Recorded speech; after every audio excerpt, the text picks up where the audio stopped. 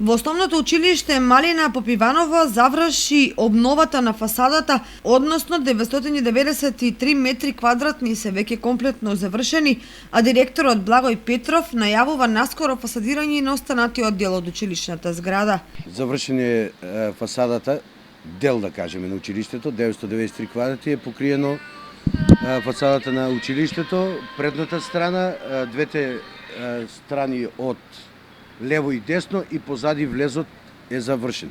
Значи толку беше планирано спрема парите и од владата што ни ги додели, се надевам дека во брзо време ќе го покриеме, ќе фасадираме останатиот дел од зградата. Во тек и апликација за проектот за замена на кровната конструкција во училиштето и на спортската сала. Тек е исто така и изработка и аплицирање на проектот за кровната конструкција и прозорите во училишната сала.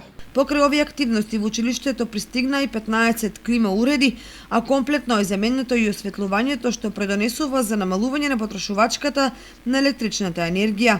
Во нашето училиште, како што и веќе е објавено по некои медиуми, се донесени 15 клима уреди кои ќе бидат во брзо време поставени во просторите во училниците во училиштето и се надевам дека ќе е исполнета очекуваната економичноста за да видиме за еколошки по чисто училиште.